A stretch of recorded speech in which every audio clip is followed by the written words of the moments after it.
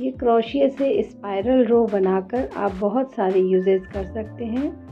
जैसे यहाँ पर जोकर की ये नीचे वाली भाग है, ये स्पाइरल रो से ही बनी हुई है, ये स्नोमैन है और भी कई सारे प्रोजेक्ट आप इससे बना सकते हैं। तो आज हम सीखेंगे कि ये क्रोचेट स्पाइरल क्यू कैसे बनाते हैं। इसकी एक ख़ास बात यह है कि आप क्रोशिया से बनाने वाले जो छोटे छोटे टॉयज़ होते हैं इसकी बहुत यूज़ कर सकते हैं। जैसे डॉल्स की हेयर बनाने में आप इसे यूज़ कर सकते हैं या फिर एनिमल्स की पूंछ बनाने में आप इसे यूज़ कर सकते हैं, इसलिए इसे सीखना बहुत ज़रूरी होता है। इसके अलावा आप बच्चों की कैप में भी दोनों तरफ इसे लगाकर उसे खूबसूरत बना सकते हैं। इसे बनाने के लिए आप सबसे पहले सिंपल चेन लेंगे। जैसे मैं जितनी बड़ी ये स्पाइरल रो बनाई हूँ, इसे बनाने के लिए मैंने 40 चेन्स लिए थे। यहाँ पर मैं आपको थोड़े कम चेन पर बनाकर बताऊँगी कि कैसे बनाना है। ये इतनी बड़ी स्पाइरल क्यू मैं 40 चेन में बनाई हूँ, 40 चेन्स में। अगर आपको और लंबी बनानी हो तो आप अधिक चेन लें, 50 या 60, जितने भी आपको लंबी चाहिए उस अनुसार आप चेन लेकर इसे बना सकते हैं।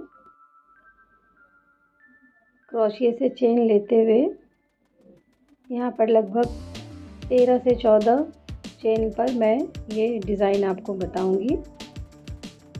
इसकी चौड़ाई आप अपनी बुनाई के अनुसार भी कम और ज़्यादा कर सकते हैं। जैसे अगर कम चौड़ी बनानी हो तो सिंगल क्रोशिया का यूज़ करें, अधिक चौड़ी बनानी हो तो हाफ डबल क्रोशिया, उससे भी ज़्यादा बनानी हो अगर चौड़ी तो डबल क्रोशिया का यूज़ करें। यहाँ पर मैं हाफ डबल क्रोशिया से बनाकर बताऊंगी। जैसे हाफ डबल क्रोशिया में 2 चेन छोड़कर ये 1 और 2 चेन छोड़कर तीसरी चेन में एक हाफ डबल क्रोशिया बुनेंगे, फिर उसी चेन में दूसरी हाफ डबल क्रोशिया बनाएंगे।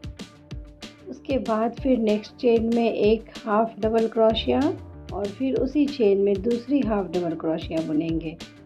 थर्ड चेन में भी इसी ढंग से एक हाफ डबल क्रोशिया और फिर दूसरे में दूसरी half double crochet.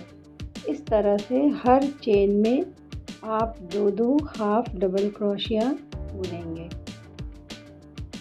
Half double crochet बुनने से इसकी चौड़ाई मीडियम साइज़ की होगी। जैसा कि आप देख पा रहे हैं वीडियो में, जो बनी हुई स्पाइरल है उसकी मीडियम साइज़ की चौड़ाई है। अगर इससे भी कम चौड़ी चाहिए तो आप सिंगल क्रोशिया को बनाएं। एक चेन में 2 सिंगल क्रोशिया, फिर से इसी तरह बुनते हुए हर चेन में 2 सिंगल क्रोशिया बनाएंगे। और फिर पहले भी बता चुकी हूँ कि अगर इससे अधिक चौड़ा बनाना हो तो एक ही चेन में 2 डबल क्रोशिया बुनते हुए पूरी रो को कंप्लीट करेंगे। मैं यहाँ पर मीडियम चौड़ाई वाली ये स्पाइरल बनाई हूँ, इसलिए हर चेन में मैं 2 हाफ डबल क्रोशिया बना रही हूँ। यहाँ पर भी एक हाफ डबल क्रोशिया, फिर से ये दूसरी हाफ डबल क्रोशिया उसी चेन में। ये वीडियो लास्ट तक ज़रूर देखें क्योंकि सिर्फ बुनने से इसकी स्पाइरल शेप नहीं आएगी। इसे स्पाइरल शेप कैसे देते हैं वो भी आप ज़रूर देखें।